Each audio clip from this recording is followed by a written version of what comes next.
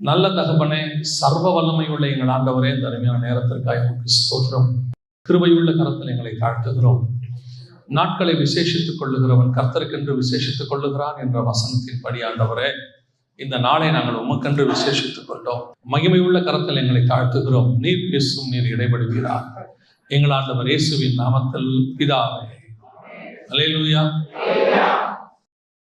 வெளிப்படுத்தின விசேஷம் 2ஆம் அதிகாரம் 7வது வசனம். ஜெயம் கொள்ளுகிறவன் எவனோ அவனுக்கு பரதீசியின் மத்தியில் இருக்கிற ஜீவ விருட்சத்தின் கனியை புசிக்க கொடுப்பேன் என்று எழுது அப்படின்னு. இந்த பரதீசியின் மத்தியில் இருக்கிற ஜீவ விருட்சம் அப்படின்னு நம்ம வாசிக்கிறோம். ஆனால் இந்த பரதீசியின் மத்தியில் இருக்கிற ஜீவ விருட்சம், முதல்ல பரதீசுனா என்னன்னு உங்களுக்கு சொல்லிடுறேன். பரதீசு அப்படின்னா பாரடைஸ் அப்படின்னு ஆங்கிலத்தில் சொல்லுவாங்க. பரதீசு வேற, பரலோகம் வேற. பரலோகம்னா ஹெவன், பரதீசுனா பாரடைஸ். பரலோகம் என்பது நம் தேவன் இருக்கிற இடம், அவருடைய ஆளுகை செய்யப்படுகிற இடம். பரதீசு என்பது அவருடைய ஆளுகைக்கு உட்பட்ட இடம். இன்னும் சொல்ல போனால் ஆவிகள் இளைப்பாறுகிற இடம். அதாவது பரலோகத்துக்கு போகிறதுக்கு முன்பதாக ஒரு குறிப்பிட்ட காலகட்டம் வரைக்கும் மரித்த பரிசுத்தவான்கள் அங்கே இருப்பார்கள். பழைய ஏற்பாட்டு பரிசுத்தவான்களும் சரி, இப்பொழுது மரிக்கிற புதிய ஏற்பாட்டு பரிசுத்தவான்களும் சரி, அந்த பரதீசிக்குள்ளே இளைப்பாரி கொண்டிருப்பார்கள். இயேசு கிறிஸ்து வருகிற வரைக்கும், அதாவது மாம்சத்தில் வெளிப்பட்டு சிலுவையில் அறையப்படுகிற அன்று வரைக்கும் இந்த பழைய ஏற்பாட்டு பரிசுத்தவான்கள் வாக்குத்தத்தம் பண்ணப்பட்டதை அடையாமல் போனார்கள் அப்படின்னு இருக்கு. 11:39 எபிரேயர்கள் நிருபத்தில் அப்படி இருக்கிறது. என்ன வாக்குத்தத்தம் பண்ணப்பட்டது அப்படிங்கிறதெல்லாம் பின்னாடி இருக்கிறது. ஆனால் அவர்களுக்கு மிக முக்கியமாக அந்த இளைப்பாறுகிற ஸ்தலம், ரெஸ்ட் இன் பீஸ் அப்படின்னு நம்ம சொல்றோம், நார்மலா சொல்றோம் இல்லையா, அந்த இளைப்பாறுகிற ஸ்தலம் பரதீசு அவர்களுக்கு அருளப்படவில்லை. அவங்க எங்க இருந்தாங்கன்னா பாதாளத்தினுடைய மேல் பகுதி, மேல் பாதாளம் அப்படிங்கிற இடத்துல தான் இருந்தாங்க. அங்கதான் ஆபிரகாமுடைய மடியில கொண்டு போய் லாசருவை விட்டார்கள். ஸோ இந்த பாரடைஸ் அப்படிங்கிறது இயேசு கிறிஸ்துவின் மரணத்திற்கு பிறகு வந்தது. அங்கே இருக்கிறவனுக்கு அதுக்கு பிறகுதான் பரிசுத்தவான்கள். இப்போ இயேசு கிறிஸ்துவின் மரணத்தோடு கூட இயேசு என்ன செய்கிறாரு, அந்த பூமியின் தாழ்விடங்களில் அவர் இறங்கினார் அப்படின்னு இருக்கு. இறை கவ்விக்கொண்டு ஏறி போனாய் அப்படின்னு யூதாவை பத்தி 49ஆம் அதிகாரத்துல யாக்கோபு தீர்க்க தரிசனமா உரைக்கிறார். அதன்படி இயேசு கிறிஸ்து சிலுவையில் அறையப்பட்ட அன்று மரித்து காவலுள்ள ஆவிகளுக்கு அவர் பிரசங்கித்தார்னு பேதுரு புஸ்தகத்துல வாசிக்கிறோம். அங்கே பிரசங்கம்னா என்னன்னா ஆல்டர் கால் கொடுக்கறது இல்லை. பிரசங்கத்துல நிறைய வகை இருக்கிறது. தெருவில் பண்றோமே, அதுவும் ஒரு பிரசங்கம் தான். அது சுவிசேஷ பிரசங்கம். இப்போ நீங்க பைபிள் ஸ்டடி எடுக்கிறீங்க பார்த்தீங்களா, இதுவும் ஒரு பிரசங்கம் தான். ஆனால் அது பேர் வேத பாடம். இப்போ அதே நேரத்தில் இப்போ சக்சஸ் ஆயிருச்சு, இப்போ தேர்தலுக்கு எலெக்ஷனுக்கு பேசுறாங்கல்ல, இது ஓட்டு கேட்கறதுக்கான பிரசங்கம் பண்ணுவாங்க. அவங்க மைக் பிடிச்சி பிரச்சாரம் பண்றாங்கன்னு சொல்றோம். அதே நேரத்தில் ஜெயிச்ச பிறகு ஒன்று பேசுவாங்கல்ல, அதுக்கு பேர் பிரச்சாரம் இல்லை, அது வெற்றி பிரசங்கம். நம்ம ஜெயிச்சிட்டோம். அந்த மாதிரி பிரசங்கத்துல நிறைய இருக்குது. இயேசு காவலுள்ள ஆவிகளுக்கு பிரசங்கித்தார் அப்படின்னா என்ன அர்த்தம்னா, விக்டோரியஸ் சர்மன், அதாவது ஜெயிச்சதுக்கான பிரசங்கம். நான் உலகத்தை ஜெயிச்சிட்டேன், மேல் பாதாளத்தில் உள்ளவங்களே உங்களை மீட்டு கொண்டு நான் போக வந்திருக்கிறேன்.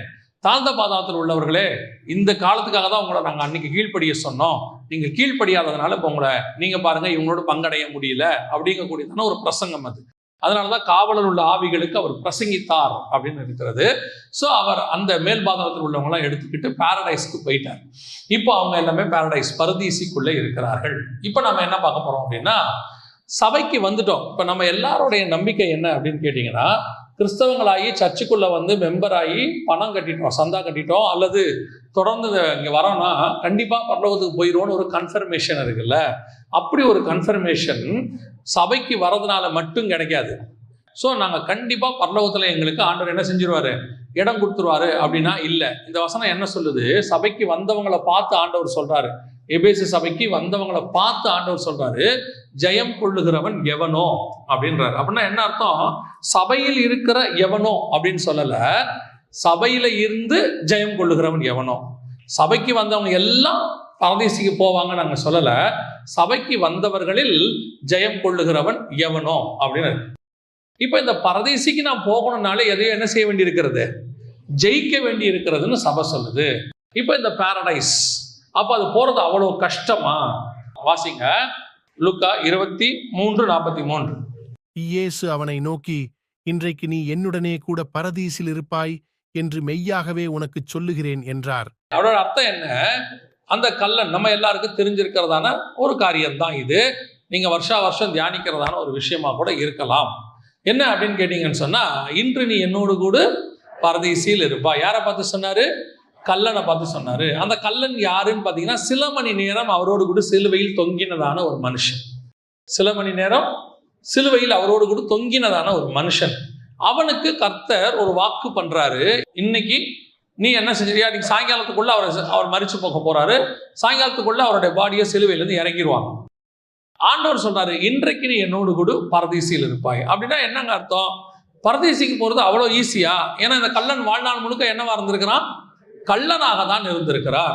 இன்னும் சொல்ல போனா அவன் ரட்சிக்கப்பட்டு சிலுவைக்கு வரவே இல்லை. சிலுவைக்கு வரும்போதும் அவன் கள்ளனாக தான் இருந்தான், தேவனை தூஷிக்கிறவனாக இருந்தான். வாசிங்க மத்தேயு சுவிசேஷம் 27ஆம் அதிகாரம் 44வது வசனம் வாசிங்க.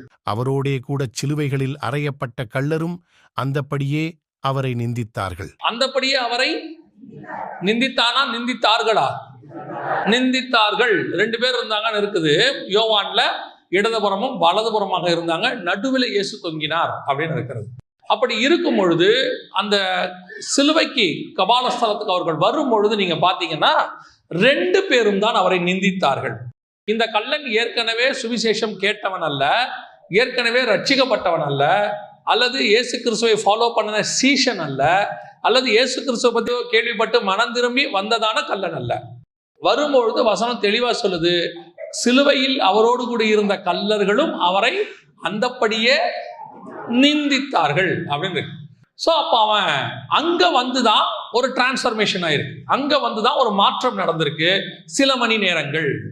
அந்த மாற்றம் எவ்வளவு நேரத்துக்குள்ள வந்திருக்குது? சில மணி நேரத்திற்குள் வந்திருக்கிறது. அதே நேரத்தில் இந்த பரதேசிக்கு போறதை பத்தி பைபிள் சொல்லுச்சு, நம்ம வாசிச்சோம். வெளிப்படுத்தல் 2:7 என்ன சொல்லுச்சு? ஜெயம் கொள்ளுகிறவன் எவனோ அவனுக்கு பரதேசியின் மத்தியில். அப்படின்னா என்ன அர்த்தம்? ஜெயம் பெற்றாதான் பரதேசிக்கே போக முடியும். சபையை பார்த்து சொல்றாரு. அப்போ பரதேசிக்குள்ள போகிறது ரொம்ப கஷ்டமா ஈஸியா? பாரடைஸ்குள்ள போகிறது கஷ்டமா ஈஸியான்னு பார்த்தா, கல்லன்கிட்ட சொல்லும் போது சில மணி நேரத்துக்குள்ளேயே உள்ள போகிற மாதிரி இருக்குது, ரொம்ப ஈஸியா போன மாதிரி இருக்கு. ஆனால் சபைகிட்ட சொல்லும் போது நீ ஜெயம் பெற்றாதான் போக முடியும், அது கஷ்டமாக தெரிகிறது. இன்னும் ஒரு வசனத்தை நீங்கள் வாசிங்கள். 2 கொரிந்தியர் 12ஆம் அதிகாரம் 2-3 வசனங்களை வாசிங்க. கிறிஸ்துவுக்குள்ளான ஒரு மனுஷனை அறிவேன், அவன் 14 வருஷத்திற்கு முன்னே 3ஆம் வானம் வரைக்கும் எடுக்கப்பட்டான். அவன் சரீரத்தில் இருந்தானோ சரீரத்திற்கு புறம்பே இருந்தானோ அதை அறியேன், தேவன் அறிவார். அந்த மனுஷன் பரதீசுக்குள் எடுக்கப்பட்டு மனுஷர் பேசப்படாததும் வாக்கு கெட்டாததுமாகிய வார்த்தைகளை கேட்டான் என்று அறிந்திருக்கிறேன். இது எழுதுறது யாருன்னா பவுல் எழுதுறார். இது யாரை பத்தினா அவரை பத்தி தான் இருக்கும் என்று அதிகமாக நம்பப்படுகிறது. அடுத்த வசனம் வாசிங்க. அவன் சரீரத்தில் இருந்தானோ சரீரத்திற்கு புறம்பே இருந்தானோ அதை அறியேன், தேவன் அறிவார். இப்படிப்பட்டவனை குறித்து மேன்மை பாராட்டுவேன், ஆனாலும் என்னை குறித்து என் பலவீனங்களிலேயன்றி வேறொன்றிலும் மேன்மை பாராட்ட மாட்டேன். யாரை பத்தி எழுதுறாருங்கிறது ஒரு அன்னோனா இருக்கு, ஒரு தேர்ட் பர்சனை பத்தி எழுதுற மாதிரி இருக்குது. அதே நேரத்துல அவரை பத்தி எழுதுற மாதிரியும் இருக்கு. ஏன்னா அது வந்து டீட்டெயிலா எழுதுறாரு. சரீரத்தில் இருந்தானோ அல்லது ஆவியில் இருந்தானோ அறிவேன், சரீரத்துக்கு புறம்பே இருந்தானோ அறிவேன், மனுஷர் பாஷையோ தேவ தூதர் பாஷையோ அறியேன், இப்படிப்பட்டவனை குறித்து நான் மேன்மை பாராட்டுவேன். ஆனால் என்னை குறித்தோ அப்படின்ட்டு எழுதுறதுனால மேபி இன்னொரு ஆளு, மேபி அவரா கூட இருக்கலாம் அப்படி என்று கருதப்படுகிறது. அப்படி இருக்கும் பொழுது அந்த மனுஷனை குறித்து எழுதும் போது பயங்கர ஸ்லாக்கித்து எழுதுறாரு பாரடைஸ்க்கு போனதை பத்தி. அவன் இப்படிப்பட்டவனை குறித்து நான் மேன்மை பாராட்டுவேன் அப்படின்னு சொல்றார். அதே நேரத்தில் அவரை பத்தி சொல்லும் போது பலவீனங்களை குறித்து தான் சொல்லுவேன் அப்படிங்கிறார். அப்ப அந்த பரதீசு போகிறது, நான் சொல்றது பாரடைஸ், திருப்பியும் சொல்றேன், பரதீசை குறித்து சொல்லுகிறேன். இது போகிறது லகு மாதிரி தெரியல, ஈஸியா தெரியல. இப்ப இங்க பேசுறது எதை பத்தி? நம்ம பேசுறது எதை பத்தி? பரதீசை பத்தி, பாரடைஸை குறித்து. இது 3வது வானம். இவங்கெல்லாம் போயிட்டு வர்றது 1வது வானம். இவங்க சொல்ற பரலோகம்ன்றது அது எத்தனை வானம்? 1ஆம் வானம், தேவன் இருக்கிற இடம். இது பாரடைஸ், ஆவிகள் இளைப்பாற இடம் 3வது வானம். 3வது வானத்துக்கு போறதுக்கே இவ்வளவு பாடுங்கிறார் அவரு, அவ்வளவு கஷ்டம் அப்படிங்கிறாரு. அதே நேரத்துல 3வது வானத்துக்கு கல்லனை பார்த்து இயேசு ரொம்ப ஷார்ட் டைம்ல சொல்லிட்டாரு, இன்று நீ என்னோடு கூட பரதீசியில் இருப்பாய். அப்போ எது ஈஸி? பாரடைஸ்க்கு போறது ஈஸியா கஷ்டமா? எப்படி கல்லனுக்கு இந்த வாய்ப்பு கிடைக்குது? ஏன்னா நம்மில் அநேகர் இயேசு கிறிஸ்துவை விட கல்லனை அதிகமாய் பார்க்கிறவங்க இருக்கிறாங்க இல்லையா? ஞானசானம் எடு அப்படின்னு கேட்டா நிறைய பேர் சொல்ற வார்த்தை, கல்லை எடுத்தானா, தண்ணியில மூழ்கி ஞானசானம் எடுத்தாதான் பரலோகத்துக்கு போக முடியுமா, போக முடியும் அப்படின்னு சொன்னா உடனே இவங்க சொல்ற வார்த்தை என்னன்னா, அந்த கல்லை எடுத்தானா. இப்ப யோசிச்சு பாருங்க, கல்லை எடுக்கல, அப்படியே வச்சுக்கங்க. பக்கத்துல இருக்கிற இயேசு எடுத்தாரா இல்லையா? அப்ப இவன் யாரைத்தான் பார்க்கறான்? கல்லனை தான் பார்க்கறான். எடுத்த இயேசுவை பார்க்கவே இல்லைல்ல. அப்ப இன்னைக்கு இருக்கிறவங்களுக்கு எல்லாம் பெரும்பான்மையா கல்லனை பார்க்கறதெல்லாம் சந்தோஷம். ஏதோ ஒண்ணு இவங்களுக்கு சந்தோஷம், கள்ளத்தனமாவோ கல்லனாகவோ இருக்கிறதுல. அப்ப எது ஈஸி? பரதேசிக்கு போறது ரொம்ப ஈஸியா? கல்லனை பார்த்து ஒரே வார்த்தை சொல்றாரு, இன்று நீ என்னோடு கூட பரதேசியில் இருப்பாய் அப்படின்னு சொல்லி. ஆனா அவன் சொல்றான், 14 வருஷத்துக்கு முன்னாடி ஒருத்தனை பார்த்தேன், அவன் பரதேசிக்கு போயிட்டு வந்தான், சரீரத்தில் இருந்தானா, சரீரத்துக்கு புறமே இருந்தானா தெரியாது, தூதர் பாஷையா மனுஷர் பாஷையா தெரியாது, தேவனே அறிவார். அப்ப அதை அவ்வளோ பெரிய மேன்மை பாராட்டு வேணுங்கிறான். சோ இந்த ரெண்டுத்துக்கும் கான்ட்ரவர்சி மாதிரி தோணுது. ஒரு பக்கம் பரதேசிக்கு போறது கஷ்டமா தெரியுது, ஒரு பக்கம் பரதேசிக்கு போறது ஈஸியா தெரியுது. உண்மையிலே கஷ்டமா ஈஸியா? நம்ம பரரைச பத்தியே பேசுறோம், இன்னும் பரலோகம் அது வேற விஷயம். அதாவது கடைசி காலத்துல பரலோகமும் பரதேசியும் அவ்வளவு துணிகரமாய் பேசக்கூடிய இடமாய் மாறிவிட்டது. சொல்லுவாங்க யூதர்கள், பாரம்பரிய யூதர்கள் தேவனுடைய நாமத்தையும் சீயோனை குறித்தும் அவ்வளவு சீக்கிரத்துல வாய் திறந்து சொல்ல மாட்டாங்களாம். ஏன்னா அது அவ்வளவு பரிசுத்த இடம், அங்க போறதை பத்தி நம்ம ரொம்ப கேர்ஃபுல்லா பேசணும் அப்படின்னு சொல்லுவாங்களாம். இன்னைக்கு ரொம்ப ஈஸி ஆயிடுச்சு. சரி, நாம பரதேசிக்கு போறது எளிதா? கல்லன் ரொம்ப ஈஸியா தான் போயிட்டானா அப்படின்னா இல்ல. கல்லன் கிட்டையும் சில கிரைட்டீரியாக்கள் இருந்தது. ஆண்டவர் உடனே கல்லனை பார்த்து சொல்லிடல, இன்று நீ என்னோடு கூட பரதேசியில் இருப்பாயின்னு சொல்லிடல. கல்லன் கிட்டையும் சில கிரைட்டீரியாவை எதிர்பார்த்து அது நிறைவேறின பிறகுதான் கர்த்தர் இந்த வார்த்தையை சொன்னார். இப்ப யோசித்து பாருங்க, கல்லன் சிலுவைக்கு வரும்பொழுது, இயேசுவின் இடத்துல வரும்போது, கொண்டு வரப்பட்டு சிலுவையில் அறையப்படும் போது அவனும் நிந்தித்த மனுஷர்களில் ஒருத்தன். கீழே இருக்கிறவங்களும் நிந்திச்சாங்க, கூட இருக்கிற கல்லரும் அவரை நிந்தித்தார்கள் அப்படின்னு இருக்குது. ஆனால் சில மணி நேரம் அவன் இயேசுவோடு கூட தொங்குகிறான் சிலுவையில, நடக்கிற காரியங்களை பார்க்கிறான். உங்களுக்கு தெரியும் நினைக்கிறேன், இயேசு சிலுவையில் அறைஞ்சு முடிஞ்ச உடனே 100க்கு அதிபதி ஒரு வார்த்தை சொல்லுவா. அப்புறம் மத்தியில 100க்கு அதிபதியும் அவனோடைய கூட இயேசுவை காவல் காத்திருந்தவர்களும் பூமி அதிர்ச்சியையும் சம்பவித்த காரியங்களையும் கண்டு மிகவும் பயந்து மெய்யாகவே இவர் தேவனுடைய குமாரன் என்றார்கள். இவர்களும் இயேசு கிறிஸ்துவை தேவனுடைய குமாரன்னு சில மணி நேரத்தில் ஏற்றுக்கொண்டவர்கள். வித்தின் சம் ஹவர்ஸ், உடனடியாக அல்ல, நடந்த சம்பவங்களை பார்க்கறாங்க. 3 மணி நேரமோ 6 மணி நேரமோ 9 மணி நேரமோ சில மணி நேரங்கள். அந்த சில மணி நேரங்களில் நடந்த சம்பவங்களை எல்லாம் பார்த்துட்டு தான் ஒரு முடிவுக்கு வராங்க, இவர் மெய்யாகவே தேவனுடைய குமாரன். தூரத்துல இருந்து பார்த்த 100க்கு அதிபதி, பக்கத்துல இருந்து பார்த்த கல்லன். அவன் பார்த்த காலகட்டமும் இவன் பார்த்த காலகட்டமும் ஏறக்குறைய ஒரே காலகட்டம் தான். ஏன்னா சிலுவையில் அறையும் போது எல்லாரையும் ஒன்னாதான் அறையிறாங்க. சிலுவையில் அரைஞ்சதுல இருந்து அந்த சிலுவையில் அறைந்தவர்களும் 100க்கு அதிபதி இவரை பார்த்துக்கிட்டே இருக்கிறாங்க. சிலுவையில் அரைஞ்சதுல இருந்து கல்லனும் பார்த்துக்கிட்டே இருக்கிறான். 2 பேரும் இவர்களை பார்க்கிறார்கள். பார்த்து விட்டு 2 பேருக்குள்ளேயும் சில மாற்றங்கள் வருகிறது. அந்த மாற்றத்துல என்ன ஃபர்ஸ்ட் நடந்துச்சு வாசிங்க.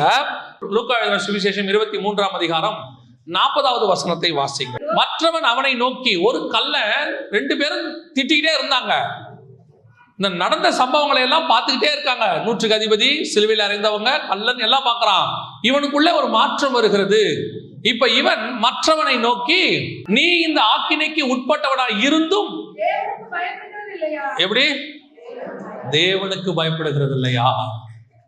முதல்ல இவனுக்குள்ள வந்தது தேவனை பற்றின பயம். இவன் கல்லன் ஏன் தெரியுமா? ஒரு திருடன் ஏன் தெரியுமா? அவனுக்கு தேவ பயம் இல்லாததுனால தான் அவன் என்னவா இருந்தான்? திருடனாக இருந்தான். இவன் இஸ்ரவேல் கல்லனாவே வச்சுக்கொள்ளுங்களேன், இஸ்ரவேல் தேசத்தை சேர்ந்த கல்லனா வச்சுக்கோங்க. அவனுக்கு நியாயப்பிரமாணத்தை பத்தி நல்லாவே தெரியும்.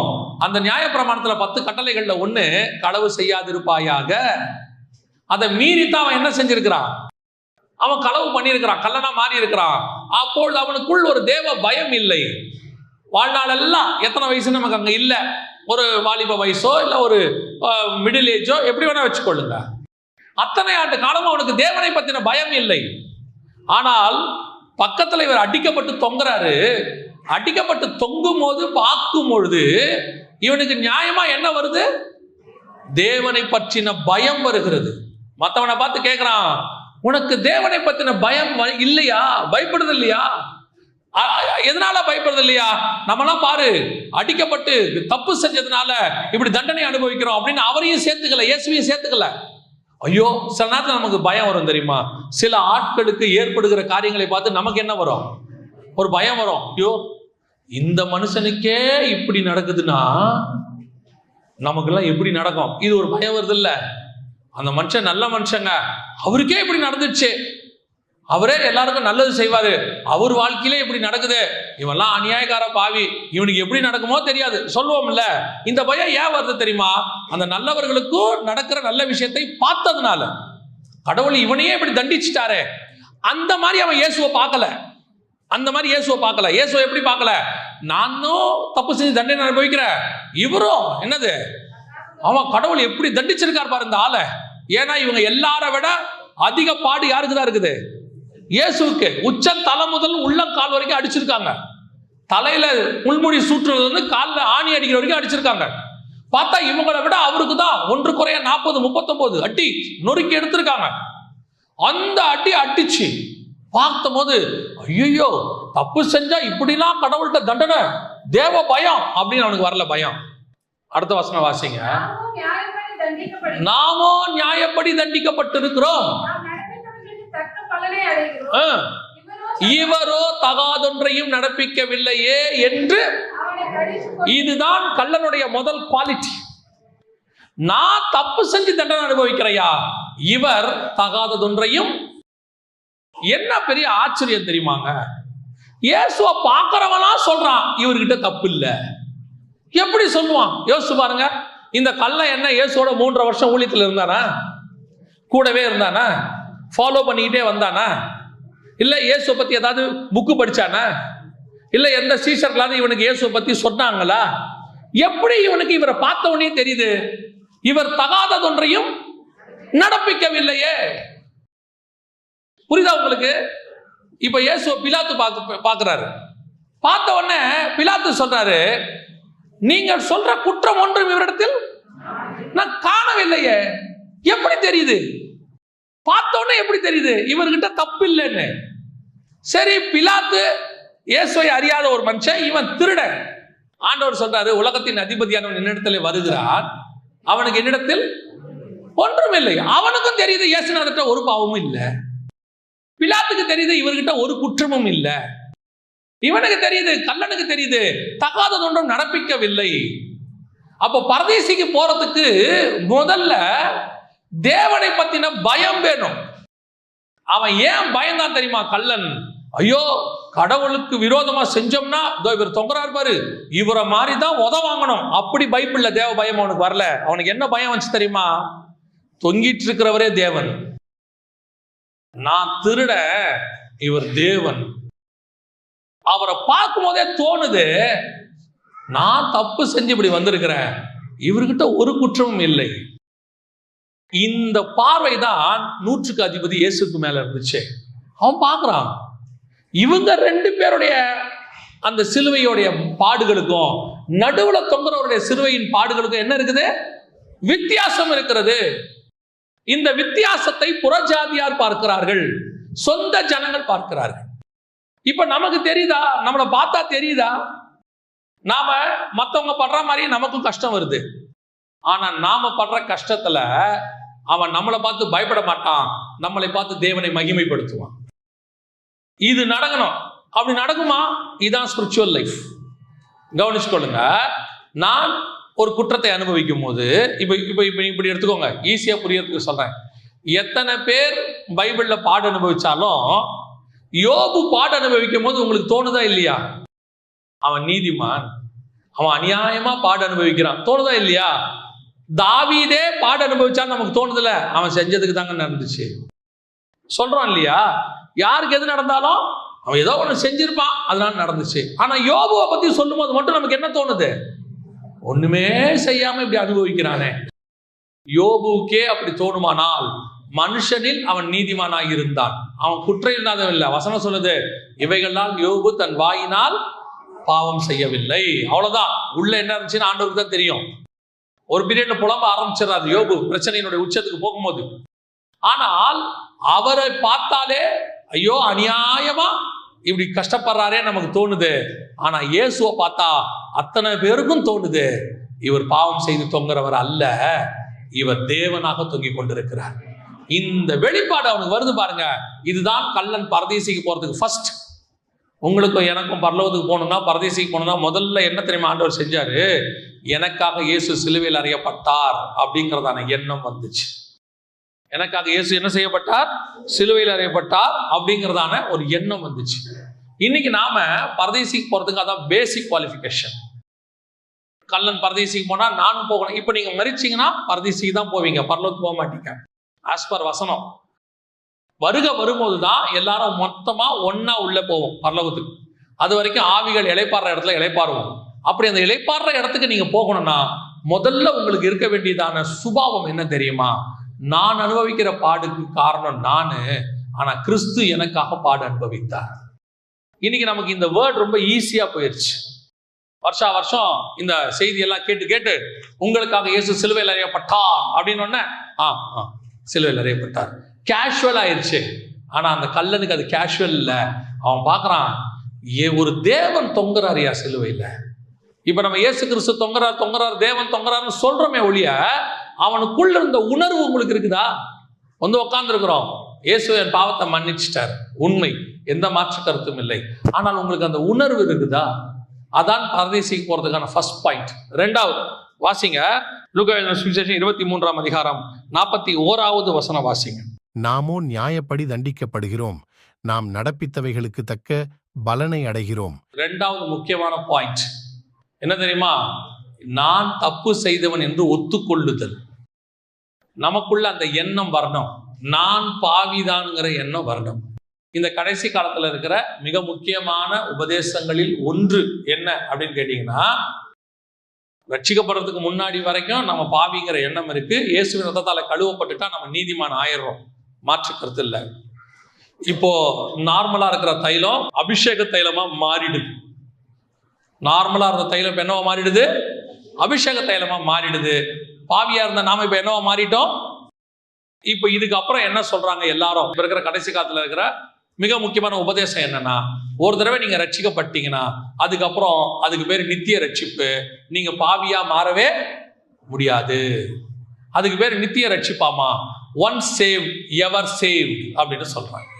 இந்த பாவங்களை அறிக்கையிடுறோம்ல, பாவங்களை அறிக்கையிட்டோம், இயேசு நம்ம பாவத்தை மன்னிச்சிட்டார், உண்மை. ஆனால் நீங்கள் இயேசுவை ஏற்றுக்கொண்ட பிறகு பாவம் செய்யவில்லையா? யாராவது ஒருத்தர் சொல்லுங்க, நான் இயேசுவை ஏற்றுக்கொண்டு 20 வருஷம் ஆச்சு, இந்த 20 வருஷத்தில் நான் பாவமே செய்தது இல்லை அப்படின்னு சொல்லுங்க பாப்போம். ஒரே ஒருத்தர். இது வரைக்கும் எப்ப இயேசுவை ஏற்றுக்கொண்டு என் பாவம் மன்னிக்கப்பட்டுச்சோ அன்னியிலிருந்து எனக்கு பாவமே கிடையாது அப்படின்னு சொல்ல முடியுமா? ஒருத்தர் கூட சொல்ல முடியாது. இன்னும் நமக்குள் என்ன இருக்கிறது? பாவம் இருக்கு, பலகீனம் இருக்கு. அதுக்காக தான் வேதம் சொல்றது நீதிமானுக்கு சரி கட்டப்படும்.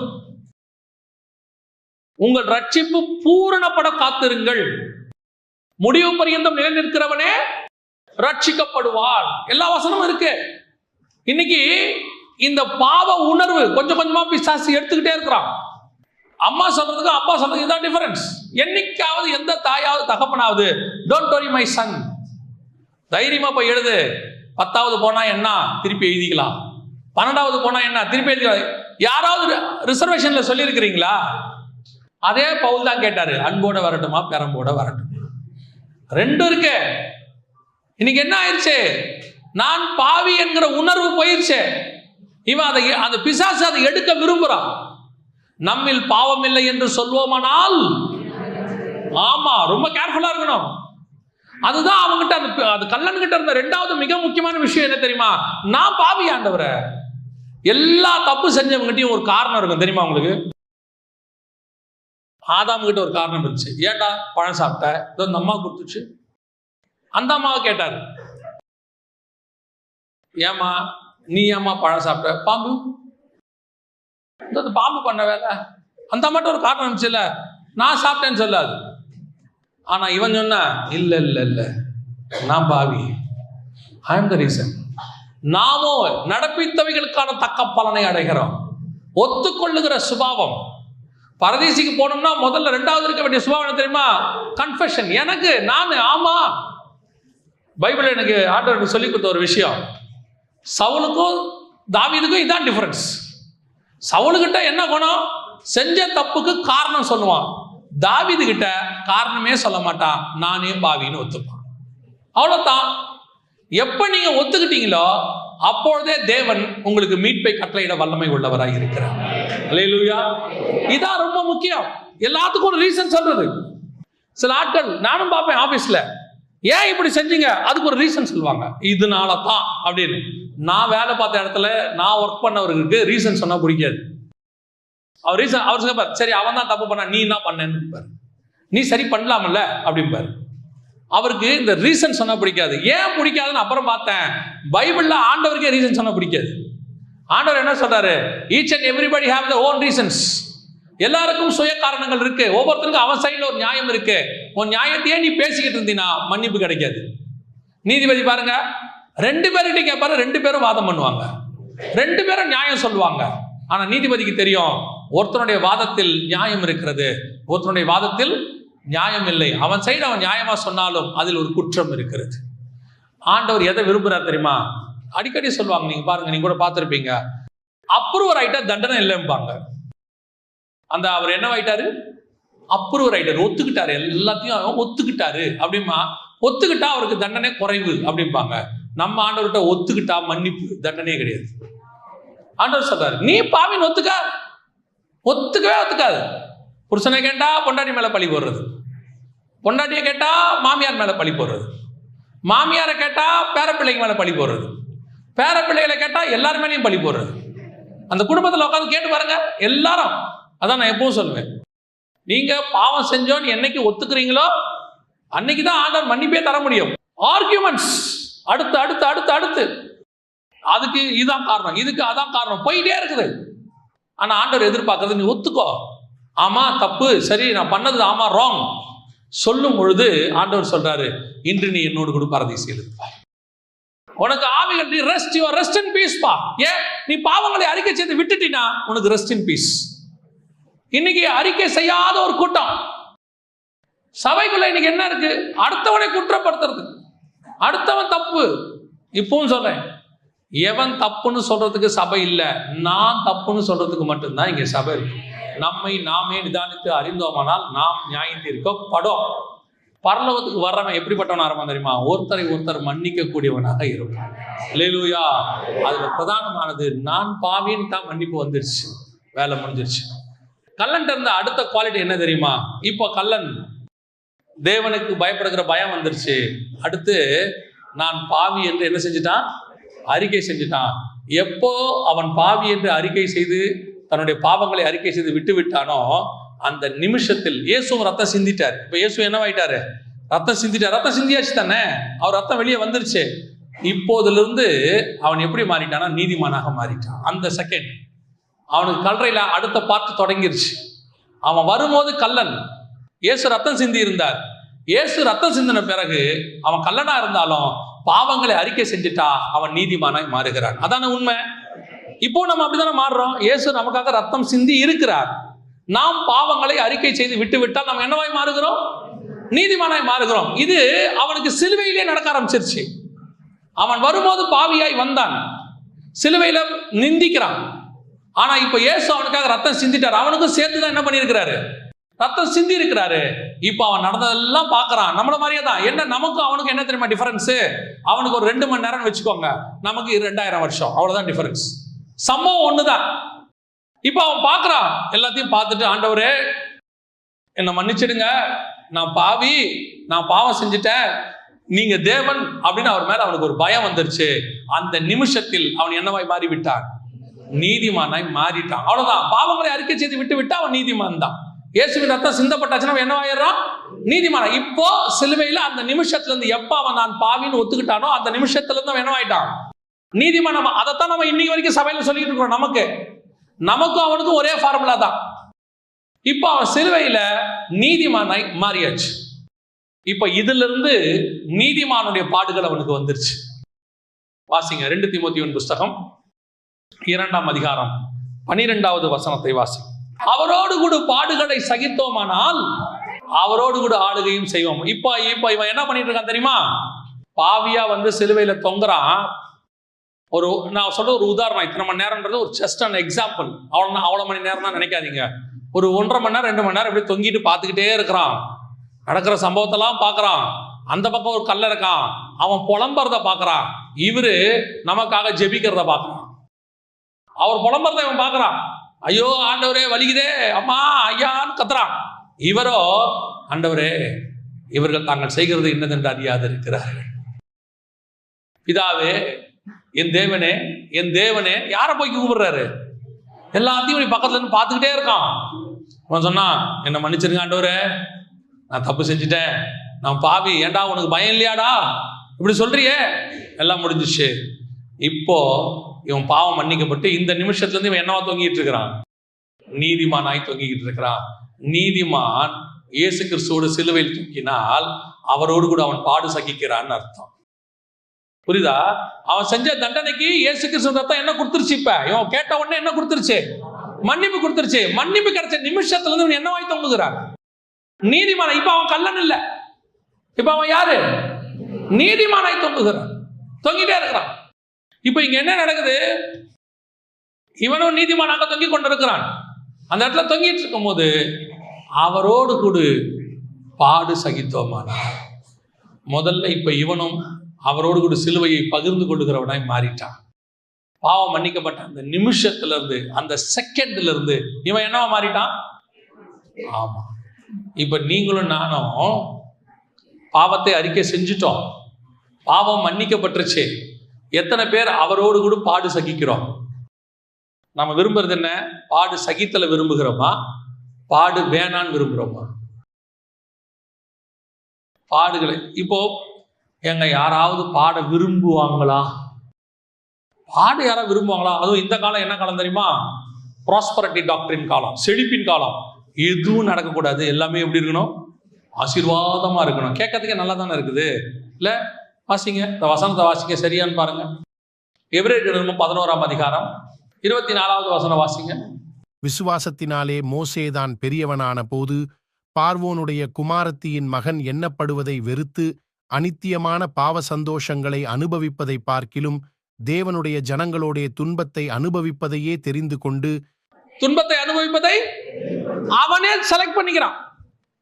ஓ, எனக்கு இந்த பாடே ஓகே.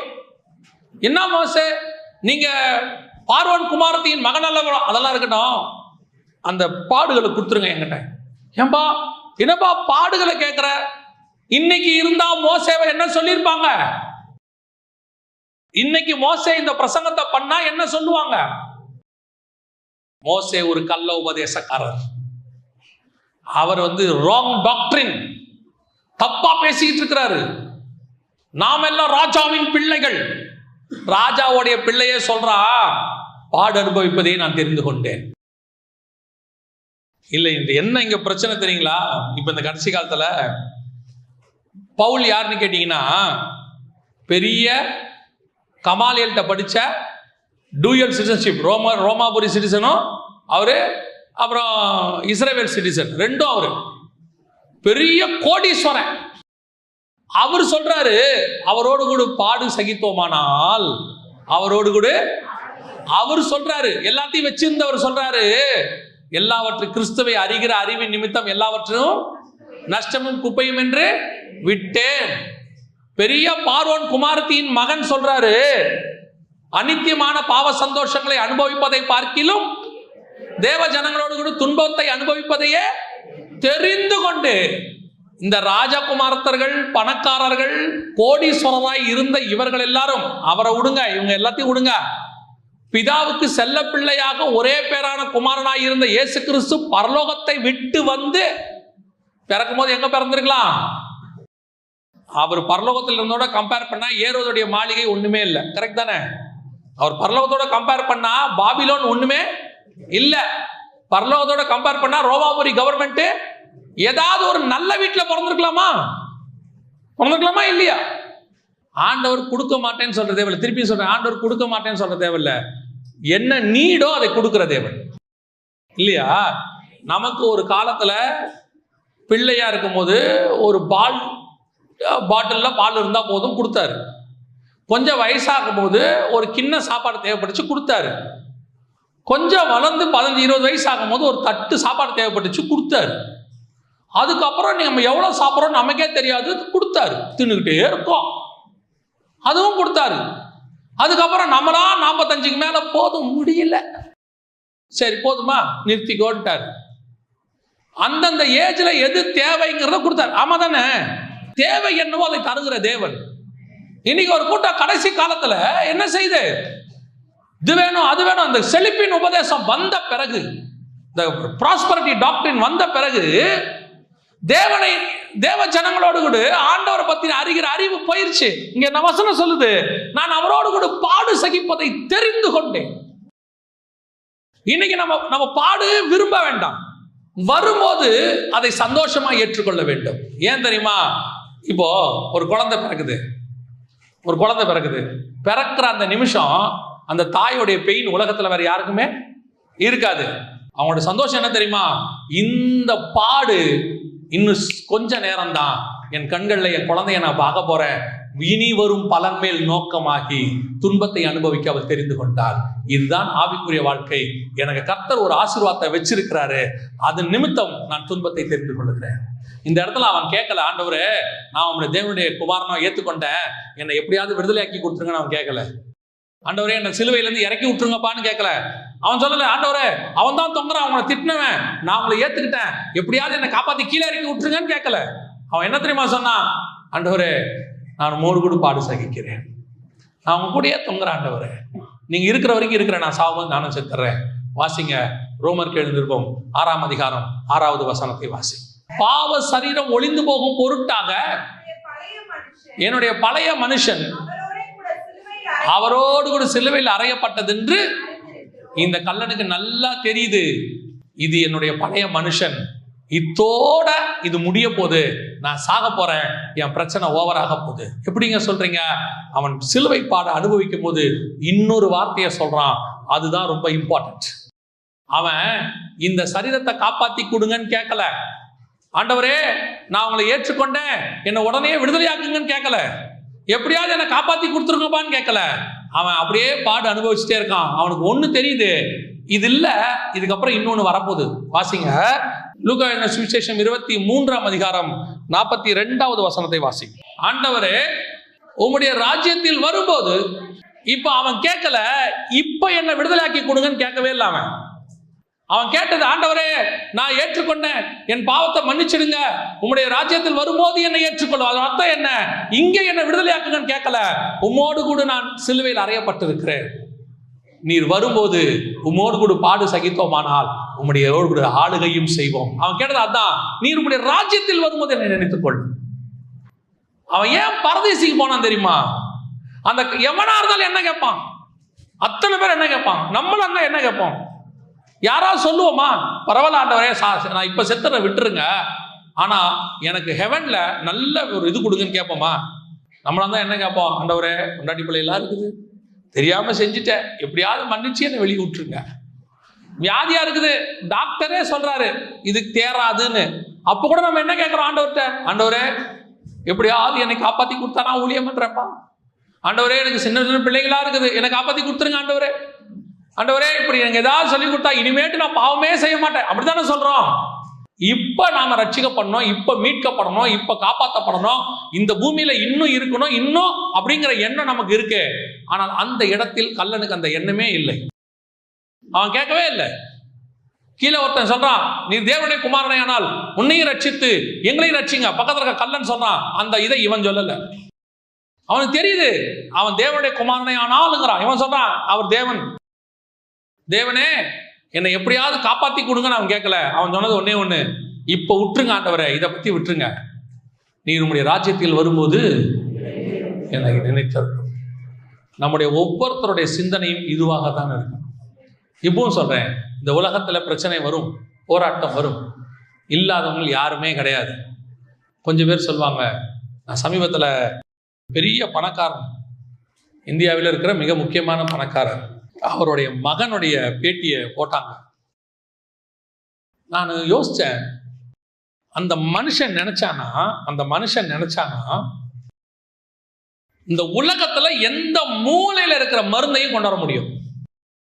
தனி விமானத்துல தனி டாக்டரை வச்சு அவனை என்ன செய்ய முடியும்? கொண்டு வர முடியும். அந்த அளவுக்கு அவனுக்கு கெப்பாசிட்டி இருக்கு. அவன் கேட்டானா எத்தனையோ நாடுகள் உடனடியாக உதவி செய்யும். அவன் நினைச்சா செய்ய முடியும். அவன் நினைச்சா இந்த நாட்டினுடைய பிரதம மந்திரியை டைரக்டா போய் உட்கார்ந்து 1 to 1 பேச முடியும். அப்படிப்பட்டதான ஒரு பிசினஸ்மேன், பணக்காரன், கோடீஸ்வரன். அவன் பையன் சொல்றான், என் வாழ்க்கையில நான் அனுபவிக்காத கஷ்டத்தை அனுபவிச்சிட்டேன். நான் சாகிற நிலைமைக்கு வந்துட்டேன்.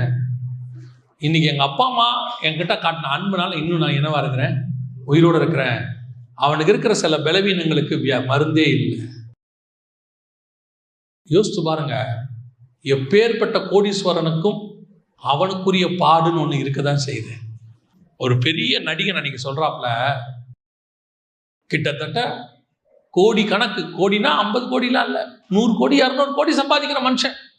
அவன் சொல்றாரு, என் வாழ்க்கையில 10% கூட எனக்கு நிம்மதி இல்லைங்கிறார். அன்னைக்கு சொல்றாரு, 10% கூட நிம்மதி இல்லை.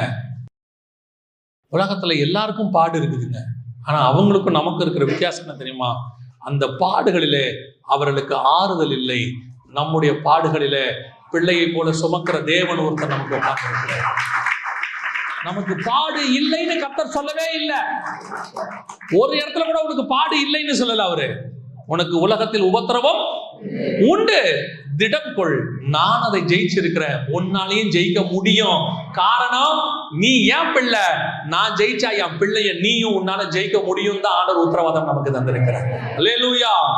அப்ப இந்த உலகத்தில் நாம் சந்திக்கிற பாடுகள், வேதனைகள், உபத்திரவங்கள், இது எல்லாமே எதுக்கு தெரியுமா? இனி வரும் பலன் மேல் நோக்கமாக்கி. அதனால்தான் அந்த கள்ளன் கேட்கல, ஆண்டவரே ரொம்ப பெயினா இருக்கு, இந்த பெயினை குறைச்சு கொடுங்க. நாம கேட்கிறோம்ல, ஆண்டவர் இந்த வலியை கொஞ்சம் குறைச்சு கொடுங்கப்பா. அந்த கள்ளன் கேட்கல, ஆண்டவரே உயிர் போக போகுது, எனக்கு காலெல்லாம் எலும்பை உடைக்க போறாங்க, என் உயிர் போக மாட்டேங்குது, எலும்பு உடைக்காம பாத்துக்கங்கப்பா. நாம கேட்கிறோம்ல, ஆண்டவரே எந்த பிரச்சனையும் இல்லாம எடுத்துக்கோங்கப்பா. நம்ம எல்லாருடைய ஆசை என்ன? மரணத்திலேயே நம்ம உயிர் போயிடணும், பாடே இருக்கக்கூடாது, கஷ்டமே இருக்கக்கூடாது, ஆசைப்படுறோம்ல. அந்த கள்ளன் அந்த ஆசையை பற்றுக்கலாம்ல. ஆண்டவரே மற்றவங்களுக்கு எலும்பு உடைப்பாங்கப்பா, எனக்கு உங்களை மாதிரி எலும்பு உடைக்காம கஷ்டப்படாம என்னை எடுத்துட்டு போயிருங்கப்பா சொல்லலாம்ல. அவன் எதையுமே அவன் ஆண்டவர்கிட்ட கேட்கல பாருங்க. அவனே ஒன்று கேட்டான், ஆண்டவரே இந்த பாடம் நான் சகிச்சுக்கிறேன், ரத்தம் சொட்டுது, உங்களுக்கு தெரியும் நினைக்கிறேன், சிலுவையில் அறையப்படுதல் நம்ம வெறும் இயேசுவை நினைக்கிறோம். கல்லனையும் யோசிச்சு பாருங்க, 2 கையில ஆணி அடிச்சு காலில் அடிச்சு சொட்டு சொட்டா ரத்தம் போகும்போது உங்களுக்கு யோசிச்சு பாருங்க, கொஞ்ச நேரம் ரத்தம் போனாலும் நமக்கு என்ன ஆயிடுது? மயக்கம் வந்துடுது இல்ல. அவனுக்கு சொட்டு சொட்டா ரத்தம் போகுது, பல மணி நேரம் ஊத்திக்கிட்டு இருக்கு, மொத்த பயங்கரம் அவனுக்கும் இருக்கு. இயேசு அளவுக்கு இல்லை, அவனுக்கும் கொஞ்சம் இருக்கு. ஆனா அவன் ஆண்டவரை பார்த்து இது எதுவுமே கேட்கல. அவனே ஒன்று கேட்டான், இதெல்லாம் போட்ட ஆண்டவரை நான் சகிச்சுக்கிறேன், பரவாயில்ல, பிரச்சனை இல்லை, இந்த பூமியில நான் பட்ட பாடு இருக்கட்டும், ஆனா வரப்போகிற ராஜ்யத்தில் நான் ஆளுகை செய்ய வேண்டாம். இதுதான் நாம் ஒவ்வொருத்தருடைய வாஞ்சையாக இருக்கணும். இங்க இருக்கிற பாடுகளை நான் சொல்றேன், ஒரு நாளும் ஆண்டவர் நம்மை கைவிட மாட்டார். இது கொஞ்ச காலம்தான். அதனால்தான் பரிசுத்தவாடி அழகா சொல்லுவாங்க, கொஞ்ச காலம் இயேசுவுக்காக கஷ்டப்பாடு சகிப்பதினால் இன்னல் துன்பம் யாவும் இன்பமாய் மாறும் இயேசுவை நான் காணும் போது. அதுதான் கர்த்தர் நமக்கு நியமிச்சது. அதான் ஆண்டவர் சொல்றாரு, இன்று நீ என்னோடு கூட பரதேசில இருப்ப. ஏன் சும்மா சொல்லல. அந்த கல்லனுக்குள்ள இருந்த சுபாவம் அப்படிப்பட்டதான சுபாவம். 14 வருஷத்துக்கு முன்னாடி ஒருத்தன் எவ்வளவு ஒரு ஆவிக்குரிய எக்ஸ்பீரியன்ஸ்ல இருந்தானோ அது அத்தனையும் சில மணி நேரங்களில் இந்த கல்லனுக்குள் காணப்படுகிறது. ஆண்டவர் சும்மா செய்யல. 11 மணி நேரம் வேலை பார்த்தவனுக்கும் 1 மணி நேரம் வேலை பார்த்தவனுக்கும் ஒரே கூலி. ஆனால் 11 மணி நேரம் வேலை பார்த்தானே அவனுக்கும் சரி, 1 மணி நேரம் வேலை பார்க்கறானே அவனும் வேலை பார்க்கணும், அவனுக்கும் சும்மா கொடுக்க மாட்டார்ல. 14 வருஷத்துக்கு முன்னாடி பரதேசிக்கு போனவனும் சரி, 4 மணி நேரம் 5 மணி நேரத்துக்குள்ள பரதேசிக்குள்ள போனவனும் சரி, 2 பேருக்கும் ஒரே கூலி தான். 2 பேரும் பார்த்து சொன்னாரு, பரதேசியில் இருப்பாய். ஆனால் 2 பேருக்கும் அதனதற்குரிய பாடுகள் உண்டு. அந்த கல்லன் சும்மா போல பரதேசிக்கு. உங்களுக்கும் எனக்கும் கர்த்தர் அதே பரதேசியை நியமித்திருக்கிறார். மரணம் முந்துமானால், வருகை முந்துமானால், பரலோகம் அதுக்கு இன்னும் இருக்கணும். வருகையில பரலோகத்துக்கு போறதுக்கு இன்னும் மேன்மையான காரியங்கள் காணப்படும். நாம அந்த இடத்துல இருக்கிறோமா? சும்மா சொல்லாதீங்க அவனை கள்ளன் கள்ளன் கள்ளன் சொல்லாதீங்க. அவனும் இயேசுவின் ரத்தத்தாலே கழுவப்பட்ட நீதிமான் தான். அவன் அவரோடு கூட பாடு சகித்தவன் தான். அவரோடு கூட சிலுவையில் அறையப்பட்டவன் தான். பவுல் சொல்றாரு, அவரோடு கூட நான் சிலுவையில் அறையப்பட்டேன். அவனும் கூட அறைஞ்சாச்சு. அவனும் அவருக்காக அவரோடு கூட சிலுவையில சுமந்தாச்சு. அவன் பாடுகளை அவனும் சுமந்துட்டான். நம்மளுடைய பாடுகளை இயேசு சுமந்தார். இப்ப நம்மளை பார்த்து சொன்னாரு, அவன் தன் தன் சிலுவையை, இப்ப கல்லனும் அவன் சிலுவையை சுமந்துட்டு வந்துட்டான்ல, அவன் வேலை முடிஞ்சிருச்சு இல்ல. நாம கல்லனை பார்த்து கல்லன் சொல்றதுக்கு எந்த தகுதியும் இல்லை. நாம யாருன்னு பார்க்க வேண்டிய இடத்துக்கு வந்துட்டோம். அவன் சக்சஸ்ஃபுல்லா முடிச்சுட்டான். நாம முடிப்போமான்னு பார்க்கணும். நாம முடிக்கிறோம் அப்படிங்கிற எண்ணம் இருந்தா நாமளும் தைரியமா ஆண்டவரை பார்த்து சொல்லுவோம், நீர் வரும்போது உம்முடைய ராஜ்யத்தில் என்னை நினைவு கூறும் ஆண்டவரே. we are all waiting for his second coming. அவருடைய 2ஆம் வருகைக்காக நாம் காத்திருக்கிறோம். அப்ப காத்திருக்கும் போது நம்மளும் எப்படி சொல்லணும் தெரியுமா? அந்த கல்லன் மாதிரி கான்பிடென்ட்டா, ஆண்டவரே இப்ப நான் சிலுவையை சுமந்துட்டேன், இதோ நான் சிலுவையில் அடைக்கப்பட்டுட்டேன், பாவ மன்னிப்பு செஞ்சுட்டேன், அதோ அங்க இருக்கிற கல்லனுக்கு காஸ்பலும் சொல்லிட்டேன், நீங்க தான் தேவனுங்கிறத அவருக்கும் சொல்லிட்டேன், இதோ நான் நீதிமானை தொங்கிக் கொண்டிருக்கிறேன், எனக்கு இங்க எதுவுமே வேணாம் ஆண்டவரே, என்னை விடுதலையாக்குங்க, என் காலை உடைக்காம பாத்துக்குங்க, எனக்கு மயக்கம் வருது, எனக்கு முன்னாடியே கொஞ்சம் மரணத்தை கொடுத்து நிம்மதியா போக விடுங்க, நான் எதுவுமே கேட்கல ஆண்டவரே, நான் எப்படியோ இந்த கஷ்டத்தை அனுபவிச்சு முடிச்சிடுறேன், எனக்கு இங்க ஒரு ஜெப விண்ணப்பம் கூட கிடையாது, என்னுடைய ஒரே ஒரு விண்ணப்பம், நீ திரும்பி வரும்போது என்னை நினைவு கூறும். இந்த எண்ணம் நமக்கு இருக்குமானால் நம்மளை பார்த்தும் கர்த்தர் அந்த வார்த்தையை சொல்லுவார், நீ என்னோடு கூட இன்று பரதீசையில் இருப்பாய். அல்லேலூயா. நாம் ஜெபிக்க போகிறோம். நாம் எல்லோரும் எழுந்திருக்கலாமா? தேவ சமூகத்துல கோடான கோடி ஸ்தோத்திரங்களை ஏறெடுக்கிறோம். அப்பா, துதிகளை ஏறெடுக்கிறோம். இப்படி வேதத்தை தியானிப்பது எத்தனை சந்தோஷம். தியானிப்பதற்கென்று எங்களுக்கு ஒரு நாளை நாங்கள் விசேஷித்துக் கொண்டோம். இந்த கல்லனோடு கூட நாங்களும் ஆண்டவரே உம்மை நோக்கி விண்ணப்பத்தை ஏறெடுக்கிறோம். அவனோடு கூட பரதீசையில பிரவேசிச்சுட்டான் ஆண்டவரே, நாங்க எப்படியாவது பிரவேசிக்கணும் ஆண்டவரே, இதை நாங்க இழந்து போய்விடக் கூடாது. ஒப்பு கொடுப்போமா தேவ சமூகத்துல? அவன் தேவ ஜனங்களோட துன்பத்தை அனுபவிக்க தெரிந்து கொண்டான். பவுல் சொல்றாரு, அவரோடு கூட பாடு சகித்தோமானால் அவரோடு கூட ஆளுகையும் செய்வோம். சீக்கிரத்தில் நமக்கு ஒரு ஆளுகை வருகிறது. தேவன் தம்முடைய ராஜ்யத்தில் வரப்போகிறார். அந்த ராஜ்யத்தில் உங்களை என்னையும் பங்கடைய செய்ய போகிறார். இங்கே நாம் அவைகளை இழப்போமானால் அங்கே பெற்றுக்கொள்ள போகிறோம். எதை அவர் நாமத்தில் இழந்தாலும் அதை நூறத்தனையாய் பெற்றுக்கொள்ள போகிறோம். ஒப்பு கொடுப்போமா தேவ சமூகத்துல? ஆண்டவர் வரும் பொழுது அவருடைய வருகையில் எடுத்துக்கொள்ளப்பட்டு நாமும் அவரோடு கூட அந்த மகிமை பொருந்திய தேசத்திலே காணப்பட வேண்டும் என்று விரும்புகிறவர்கள் நம்ம இன்னைக்கு தேவ சமூகத்தில் ஒப்பு கொடுக்க போகிறோம். ஆண்டவரே, இந்த உலகம் எனக்கு பாத்திரமாய் இருக்கவில்லை, உம்மோடு கூட நாங்கள் பரலோகத்தில் இருப்பதையே நாங்கள் வாஞ்சிக்கிறோம். ஆண்டவரே, ஒப்பு கொடுத்து ஜெபிக்கலாமா? நம்ம எல்லாம் கரங்களை ஆண்டவருக்கு நேராக உயர்த்தி ஒப்பு கொடுத்து ஜெபம் பண்ணுங்க. சர்வ வல்லமையுள்ள எங்கள் ஆண்டவரே, இந்த அருமையான நாட்களுக்காக உங்களுக்கு ஸ்தோத்திரம். இந்த நாளிலும் எங்களுக்குள் நாங்கள் ஒரு தீர்மானம் எடுக்கிறோம். ஆண்டவரே, இந்த உலகத்தில் என்ன பாடுகள், கஷ்டங்கள், போராட்டங்கள், வேதனைகள் வந்தாலும் அவை எல்லாவற்றையும் மேற்கொண்டு உமக்கு முன்பாக நிற்க பாத்திரவான்களாக இருக்கும்படிக்கு ஒவ்வொரு நாளும் உண்மையே நோக்கி பார்க்கிறோம். அப்பா ஆண்டவரே, எங்களை நாங்கள் சிலுவையில் அறைய எங்களை ஒப்பு கொடுக்கிறோம். இந்த உலகம் எங்களுக்கு அல்ல ஆண்டவரே, சிலுவை என் முன்னே, உலகம் என் பின்னே என்று ஓட எங்களுக்கு கிருபை பாராட்டும். உடைய மகிமையுள்ள கரத்தில் எங்களை தாழ்த்துகிறோம். தொடர்ந்து கர்த்தர் நீர் நடத்துவீராக. எங்கள் ஆண்டவர் இயேசுவின் நாமத்தில் பிதாவே.